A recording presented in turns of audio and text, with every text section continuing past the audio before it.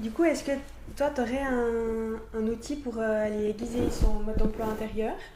Je pense qu'il y a un outil qui me semble assez, j'ai envie de dire difficile d'utilisation, mais quand même efficace, ce serait les émotions. Bien vu. C'est un peu vaste, hein, comme ça, les émotions, mais déjà, j'ai envie de commencer en parlant des émotions dans le sens où il n'y a aucune émotion qui est négative ou aucune émotion est positive. Il n'y a que les émotions qui sont agréables ou désagréables. Et elles nous donnent des indications énormes. Si on s'autorise à les écouter, à comprendre le message qu'elles nous donnent, les invitations qu'elles nous montrent, autant elles sont utiles pour nous donner des messages sur notre vie actuelle, peut-être qu'il y a des choses à modifier, qu'il y a des choses dans lesquelles on est inconfortable, autant elles peuvent nous donner des indications sur tout ce dont on parlait dans l'inconscient, par rapport aux transgénérations, par rapport aux vies antérieures. En fait, elles sont... les émotions, tout le monde en entend parler, et j'ai l'impression qu'on ne se rend pas compte de tout le trésor qu'il y a derrière elles. Ça parle trop ce que tu dis. Et puis c'est comme si finalement l'être humain il est venu sur la planète pour expériencer tout le spectre d'émotions finalement, tu vois, de la, entre guillemets, la pire, enfin si on peut appeler ça comme ça, Oui, à la meilleure. Et que c'est pas parce que c'est des émotions, comme tu disais avant, qui sont entre guillemets négatives qu'on doit pas les vivre. Parce que justement, on peut pas être que tout le temps dans des moments agréables. C'est pas la vie, sinon on n'est pas là pour ça. Et qu'en fait, on doit s'autoriser, parce que c'est clair que quand il y a une émotion agréable, finalement, c'est facile de laisser aller, oui, vu que c'est agréable. Mais quand c'est désagréable, ce serait facile de mettre un mouchoir dessus, puis dire je la vois pas, puis je remplace par quelque chose d'autre, de plus agréable. Puis finalement, si on est tous s'autoriser à vivre les émotions désagréables, et puis aussi d'accepter que chacun a son lot finalement, puis que c'est pas parce que c'est moi ou parce que c'est toi, tu vois, oui. et qu'en fait on doit expériencer ça. Et justement de pouvoir aller là-dedans, dans ce côté plus entre guillemets désagréable, négatif, voilà, et ben ça va permettre de retourner de l'autre côté finalement. C'est comme une espèce de balance, tu vois. L'un va pas sans l'autre. J'aime bien ce que tu dis, dans le sens aussi de comment est-ce qu'on peut s'autoriser à... Enfin, arriver à traverser une émotion désagréable, c'est en voyant que finalement, c'est positif derrière. Mhm. Enfin, c'est un peu l'espoir, j'ai envie de dire, de se dire, ok, derrière ça, c'est pour m'amener une compréhension, c'est pour m'amener un mieux-être. Donc je trouve encourageant de se dire, bon, ok, là c'est insupportable, c'est horrible. Parfois on a l'impression de mourir de douleur. Je m'entends encore dire des fois quand je traverse certaines émotions, je vais mourir de douleur. Ok, soit, on accueille, mais toujours avec cette petite lueur d'espoir que de toute façon derrière c'est pour être mieux. C'est jamais pour nous punir ou nous faire du mal, c'est aussi pour être mieux. Donc déjà de penser comme ça, je trouve que ça aide à traverser une émotion désagréable. Et finalement, toutes les émotions désagréables qu'on ne traverse pas, comme tu dis, on met un mouchoir dessus, bah, elles augmentent, elles augmentent, elles augmentent, elles augmentent, et elles finissent toujours par nous péter à la figure. Je vois beaucoup de personnes qui me disent, mais j'ai compris ce que j'ai à mettre en place dans ma vie, je vais mieux, tout ça, mais pourquoi est-ce que ça va quand même encore pas vraiment? Parce que finalement, la compréhension du moment, de l'instant T ou de toute l'expérience qu'on acquiert avec le temps, et que bah, on s'autorise à être plus soi-même, etc. C'est toutes des choses qui font qu'on est mieux.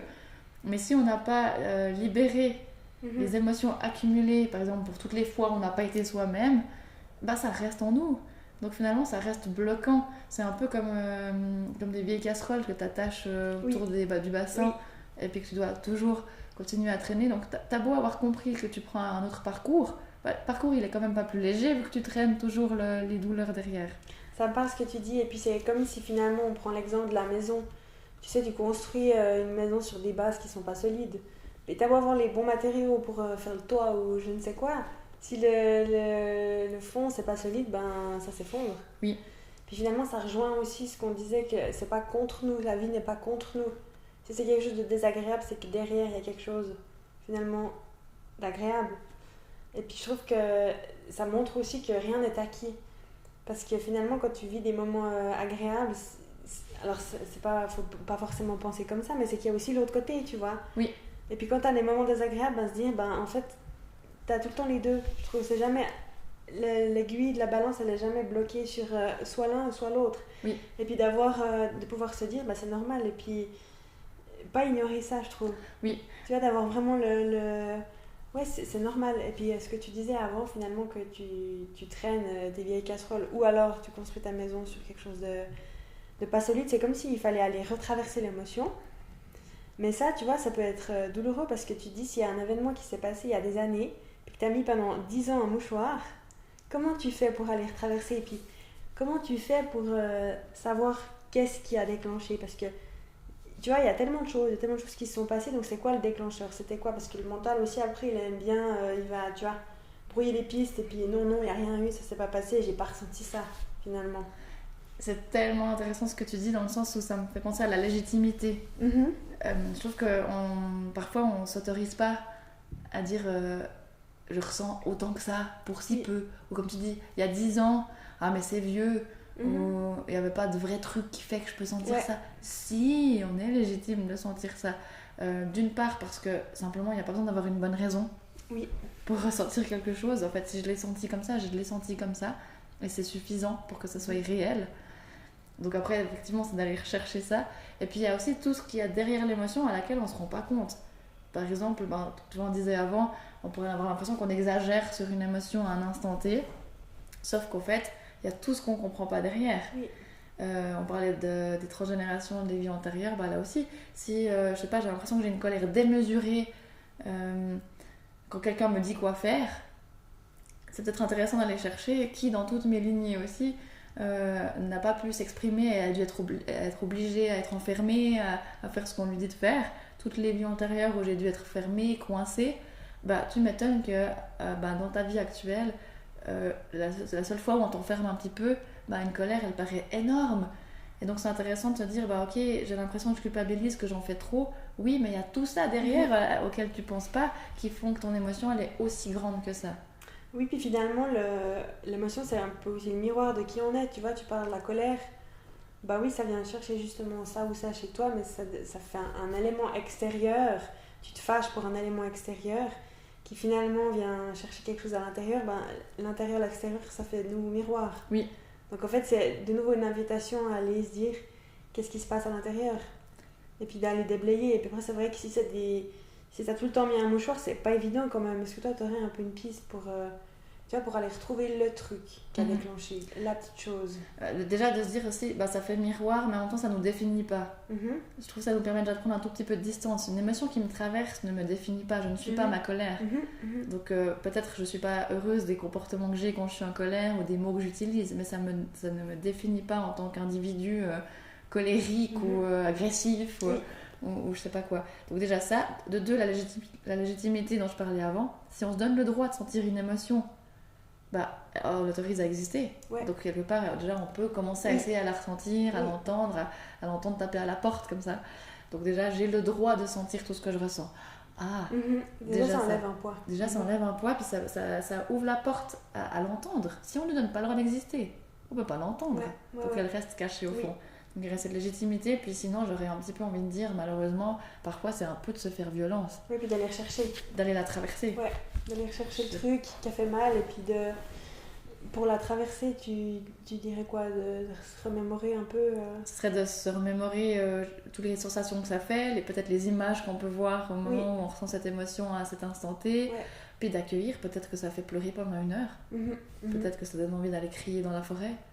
Peut-être, je sais pas, voilà, de se dire maintenant je me pose avec moi et puis je traverse. Parfois c'est très dur de le faire aussi seul. C'est des fois intéressant d'avoir quelqu'un de confiance à côté de soi. Ça peut être un ami, ça peut être un conjoint, n'importe qui à ce moment-là nous aide à juste vivre l'émotion, la transcender, la traverser, sentir à quel point on a été mal à ce moment-là, à quel point on a eu peur, à quel point on a été triste, et puis ensuite la laisser pas traverser. Comment on peut aussi libérer ça, j'ai envie de dire, dans le plus concret, c'est comprendre le message derrière chaque émotion. Quand je ressens de la colère, c'est que je me sens pas respectée ou que mes valeurs ne sont pas respectées. C'est déjà une bonne indication. Quand je ressens de la colère, ok, à quel moment on m'a pas respectée ou à quel moment je ne me suis pas respectée. La tristesse, c'est quand il me manque quelque chose ou quelqu'un. Ça peut être aussi une passion, ça peut être... Souvent c'est un bout de soi, généralement je trouve, parce qu'il y a un bout de soi qu'on a mis de côté puis ça nous rend triste sans savoir pourquoi. Puis sinon, des fois, elle est aussi salvatrice. Si d'un coup, je sais pas, je déménage, je suis peut-être heureuse de déménager, peut-être que je suis aussi triste pour tout ce qu'il y avait avant. Donc c'est aussi ok de laisser aller cette tristesse. Le dégoût, ça veut dire le rejet. Il y a un truc qui est pas bon pour moi. Heureusement que j'ai du dégoût, sinon comment je saurais que ce truc est pas bon pour moi, ou que cette situation est pas bonne pour moi, ou que cette personne n'est pas bonne pour moi à ce moment-là. Sinon il y a la peur aussi finalement, on dit dans 99,9% du temps la peur, on n'est pas dans un vrai danger. Oui, c'est une conception mentale. Absolument. Mais en même temps elle va aussi nous dire là je suis pas en sécurité, j'exagère pas. Pourquoi il y a une peur derrière? C'est un vieux souvenir, c'est à moi ce souvenir, c'est à un de mes ancêtres, c'est dans une ancienne vie ou c'est dans cette vie, j'ai peur de quelque chose et j'ai le droit. Et puis heureusement il y a la joie, l'état normal du corps humain de toujours vouloir être dans le plus de joie, c'est ce qui nous fait nous maintenir en vie et puis chercher des solutions comme on fait là. Voilà, heureusement. Et puis justement aussi que j'ai l'impression d'aller plonger là-dedans, ça fait justement ça met encore plus de joie parce que c'est des compréhensions. C'est pour nous faire avancer. C'est pas pour on ressent pas X ou Y chose pour nous faire reculer finalement parce que pourquoi d'accord. Et puis je sais pas ce que t'en penses, mais j'ai l'impression que si ces choses sont pas libérées, à force ça peut créer des maladies parce qu'en fait les énergies elles se stockent et tu vois, ça peut créer des douleurs, des choses. Et finalement de nouveau rien n'est une fatalité parce que si d'un coup du jour au lendemain t'as soit une douleur ou quelque chose qui va pas, il y a toujours une raison. Ça peut être diverses choses, mais d'aller chercher les émotions, de les retraverser, de libérer, de faire circuler l'énergie dans le corps correctement. Et puis ça demande aussi, nouveau, ça demande de prendre du temps pour soi et puis de s'autoriser à se dire, ok, tu vois, c'est aussi pas facile de se dire, peut-être que mon mot là, ça vient d'une émotion qui n'a pas été libérée, ça fait des années en arrière, et puis se dire, ok, là t'as l'impression que tu recules, tu vois. Oui. Tu te dis tu recules, et en fait non, c'est simplement, tu recules, mais dans la compréhension, tu vas simplement chercher un élément en arrière qui te manque, puis tu le ramènes dans le présent, pour finalement, c'est comme si c'était la pièce du puzzle qui manquait. Tu vois ? J'aime bien cette idée, parce que parfois on dit, mais il ne faut pas ressasser le passé. Oui. Mais il y a une grande différence, pour moi en tout cas, entre ressasser le passé ou alors replonger un coup en arrière, venir revivre une émotion, revivre une scène. Peut-être pour traverser l'émotion, si on donne un exemple concret, ce serait aussi de juste revivre la scène. On peut la revisualiser, voir les gens qu'il y avait à ce moment-là, voir à quel point on a pu avoir mal sur ce moment-là. Et puis hop, on refait un bond dans le présent pour que finalement on soit beaucoup plus léger et puis qu'on puisse ensuite créer un futur plus libre aussi. Oui. Puis j'ai aussi l'impression qu'il y a des moments où peut-être qu'on n'est pas prêt parce que le mental il nous protège quand même de certaines choses. Puis des fois on met un mouchoir et d'un coup ça pète parce qu'à ce moment-là t'es prêt à voir. Et puis de se dire aussi, oui mais j'ai pas, parce que ça arrive, on voit pas des fois, tu sais, on a mis un mouchoir sur telle ou telle chose. Puis ce serait facile de se culpabiliser puis de se dire, oui mais j'ai pas vu, mais c'est dur, j'ai pas vu et puis j'aurais dû. Mais au final, si on l'a pas vu avant, c'est qu'on n'était pas prêt à le voir avant. Puis on a le droit aussi de vivre avec des choses qu'on n'a pas... parce qu'autrement, tu vois, personne n'est parfait, j'ai envie de dire. Oui.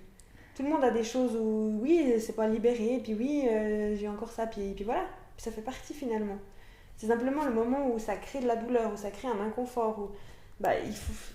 J'ai envie de dire, on est obligé, parce que sinon, ça reste. Oui, comme tu dis, chaque expérience, elle nous amène justement jusqu'à ce qu'on soit prêt à libérer ce point-là. Après, c'est difficile de mettre tout ça en place. Je trouve ça, comme tu disais, de prendre ce temps avec soi. Il y a un peu cet aspect, j'aime bien prendre cet exemple de prendre un café avec soi. Oui. On papote avec soi. Sinon, on ne sait pas. Comment est-ce qu'on sait ce qui nous traverse ? On n'a aucune idée. Qu'est-ce que je ressens à ce moment-là ? Si on ne se pose jamais la question. Des fois, c'est aussi simplement réapprendre avec soi-même, de se demander comment tu te sens là. Bonne question. C'est tellement quelque chose qu'on a oublié, tu vois, j'ai l'impression, parce que finalement tu te lèves, tu prépares tes affaires, tu pars, toute la journée t'es focus sur l'extérieur, parce que voilà, après t'arrives le soir, t'as des trucs à faire, et puis une journée passée, puis finalement ça se répète, puis après, oui, il y a des choses qui s'accumulent, parce que finalement, faut se tourner simplement vers l'intérieur et regarder ce qui se passe, ce qui s'y passe. J'ai l'impression que parfois aussi d'aller chercher dans certaines émotions, ça peut donner un aspect parfois négatif dans les croyances. Ah mais c'est négatif, tu replonges dans un truc qui est pas agréable, ou tu viens ressasser ça. Mais ça en fait, oui, ça fait partie. Et puis c'est justement d'accueillir ces phases, comme tu disais, qui sont pas toujours toutes roses. Puis dans le but d'aller mieux. C'est ça, toujours, parce qu'on n'a pas envie d'aller mal, donc je sais pas, mais c'est clair qu'il voudrait dire c'est mal. Encore une fois, ça aussi, il y a certaines émotions qui nous font maintenir dans un état où on n'est pas bien. Mais finalement, c'est pas le moment de comprendre si... Voilà. Et puis c'est aussi ok à ce moment-là qu'on n'est pas bien. Voilà. Donc c'est aussi de se dire, c'est pas de la négativité, c'est pour créer quelque chose de mieux. Oui. Donc encore une fois, c'est un outil... Moi j'aime bien dire les émotions c'est un outil de bénédiction, alors ça paraît des grands mots, mais Mais utilisons-les parce que tout le monde en a, tout le monde les ressent. Elles sont puissantes et elles ont quelque chose d'intéressant à nous dire. Oui, ça peut être tellement propre à chacun, finalement. C'est tellement quelque chose qu'il faut... on peut jamais ressentir comme l'autre, tu vois. Exactement. C'est ça, de nouveau, qui est bien pour...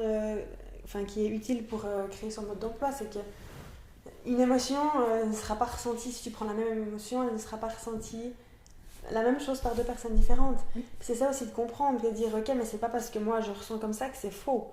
C'est justement, je ressens comme ça, donc j'écris dans mon petit mode d'emploi là, tac tac tac. Puis pour moi ça c'est ça, pour toi ça sera autre chose, puis ça joue finalement.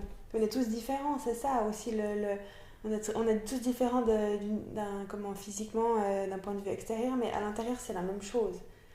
Et on pourra jamais se comparer, jamais comparer nos émotions, nos ressentis, tu vois. C'est tellement ça aussi, justement ce que je disais avec la légitimité, c'est ce que toi tu ressens c'est juste, ce que moi je ressens c'est juste, puis peut-être qu'on peut vivre le même événement, au même moment, mais toi tu vas sentir une émotion et moi ça sera une autre, qui a raison, qui a tort.